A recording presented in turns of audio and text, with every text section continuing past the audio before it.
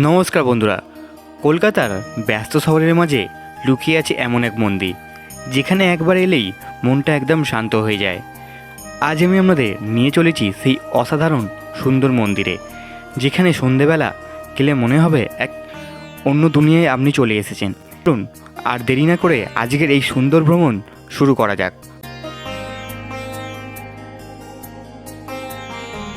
নমস্কার বন্ধুরা, আরেক নতুন ব্লগে তোমাদের সকলকে অনেক অনেক স্বাগত। আশা করি তোমরা সবাই খুব ভালো আছো, সুস্থ আছো। তো আজ কোথাও দূরে যাইনি, বাড়ির কাছাকাছি এসেছি কলকাতার নিউ টাউনে জগন্নাথ মন্দিরে। আর এই জগন্নাথ মন্দির আজকে তোমাদের পুরো ঘুরে দেখাবো এবং এখানকার কীভাবে তোমরা আসবে, এখানকার টিকিট মূল্য কত, ভোগ প্রসাদে কী ব্যবস্থা রয়েছে, সমস্ত কিছু তথ্য থাকছে আজকের এই ভিডিওতে। তোমরা ভিডিওটা একদম স্কিপ না করে শেষ পর্যন্ত দেখতে থাকো। তো এই হলো জগন্নাথ মন্দির। এই জগন্নাথ মন্দিরের এখানেই আছে হচ্ছে আরও দুটো মন্দির, এই একটা মন্দির আর সামনে আছে এই একটা হাজরা কালীবাড়ি মন্দির। আর চলো আস্তে আস্তে আমরা প্রবেশ করি মন্দিরের মধ্যে। এই যে মন্দিরের কাছাকাছি এখন এসে গেছি। দেখো সামনে কত সুন্দর একটা মাঠ আছে, আর এখানে বিভিন্ন রকম খাবারের স্টল আছে। এই হলো মন্দিরের এন্ট্রি। এবার চলো আস্তে আস্তে প্রবেশ করি। এখানে জুতো খুলে মন্দিরে প্রবেশ করতে হবে। চলো এবার আস্তে আস্তে জগন্নাথ মন্দিরের মধ্যে প্রবেশ করি। এই হলো জগন্নাথ মন্দির। তো মন্দিরের মধ্যে এখন এসে গেছি। এখানে সুন্দর একটা মন্দির প্রবেশের পথে দেখলাম একটা জলের ফোয়ারা আছে। আর এই হলো নিউ টাউনের জগন্নাথ মন্দির, যেটা কারিগরি ভবনের কাছে অবস্থিত। আর দেখো চারিদিকটা পুরো শ্বেত পাথরে নির্মিত, কত সুন্দর।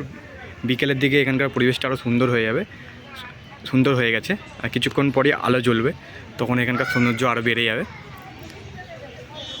এখনও কাজকর্ম চলছে, এখন এই যে গেটের কাজকর্ম চলছে।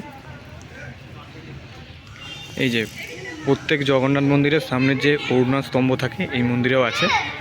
আর আমি একদম সামনের থেকে তোমাদের দেখাচ্ছি। দেখো মন্দিরের একদম সামনে কিছুক্ষণ পরে আলো জ্বলবে, তখন মন্দিরের সৌন্দর্য আরও বৃদ্ধি পাবে। আর মন্দিরের গায়ে বিভিন্ন সব দেবদেবীর আর কি মূর্তি আছে। দেখো এই হলো মূল মন্দির। মূল মন্দিরের গায়ে বিভিন্ন সব দেবদেবীর মূর্তি করা আছে। আর এখানে দেখো সমুদ্র মন্থনের যে ইতিহাস, সেটাকে এখানে চিত্রের মাধ্যমে তুলে ধরা হয়েছে। আর উপরে আছে শ্রীকৃষ্ণ। আর এই হলো জগন্নাথ মন্দির। প্রবেশের পথেই সামনে আছে দুটো সিংহ, আর দুধারেই কিন্তু আছে বিভিন্ন সব দেবদেবীর মূর্তি। আর এই দেখো বলতে বলতেই মন্দিরের আলো পুরো জ্বেলে দিয়েছে, কত সুন্দর লাগছে দেখো। এবার এই মন্দিরটি প্রত্যেক দিন সকাল 6:30 থেকে বেলা 12টা এবং বিকেল 3:30 থেকে রাত 8:30 পর্যন্ত খোলা থাকে। এই মন্দিরে গর্ভগৃহের বিরাজমান জগন্নাথ দেব, সুভদ্রা ও বলরাম, এবং একদিকে আছে রাম সীতা লক্ষ্মণ আর আরেক দিকে আছে বজরংবলী। মন্দিরে ভোগ প্রসাদের ব্যবস্থা আছে। দুপুর 1টা থেকে 2টো পর্যন্ত ভোগ বিতরণ করা হয়। ভোগের মূল্য 100 টাকা। আপনারা বসে ভোগ প্রসাদ গ্রহণ করতে পারবেন। এই মন্দিরের পাশেই আছে প্রায় 450 বছরের প্রাচীন হাজরা কালীবাড়ি মন্দির। এছাড়াও আছে আরও কিছু দেবদেবীর মন্দির। যখন যাবেন অবশ্যই দর্শন করে নেবেন।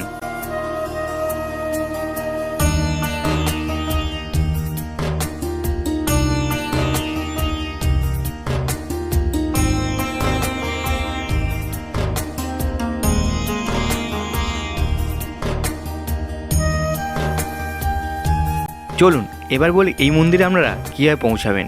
কলকাতার যে কোনো জায়গা থেকে সাপুরজিগামী বাসে উঠতে হবে, নামতে হবে কারিগরি ভবন, তারপর পায়ে হেঁটে মাত্র 2 মিনিটে আপনারা পৌঁছে যাবেন এই মন্দিরে।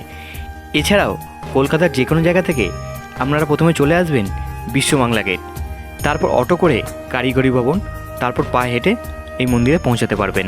এছাড়াও সমস্ত ডিটেলস আমি যে ডেসক্রিপশন বক্সে দিয়ে দিলাম, এবং এই মন্দিরে যে লোকেশান, সেই লোকেশান লিঙ্কও আমি যে ডেসক্রিপশন বক্সে দিয়ে দিলাম, আপনারা সেখান থেকে দেখে নেবেন।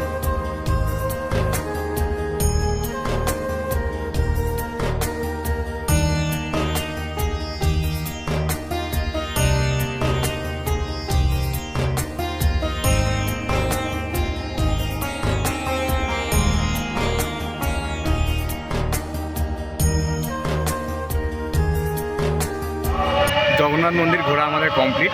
এবার এখান থেকে বেরিয়ে যাব। খুব ভালোভাবে দর্শন করলাম। আর মন্দির খুব সুন্দর, লাইট জ্বালার পর মন্দিরের পরিবেশ আরও সুন্দর হয়ে গেছে। তোমাদের অবশ্যই রিকমেন্ড করবো এই মন্দিরে আসা। আর এখন যেহেতু সন্ধ্যা হয়ে গেছে, এখন হরিনাম কীর্তন হচ্ছে। আর চলো দেখা হচ্ছে খুব তাড়াতাড়ি পরবর্তী ভিডিওতে।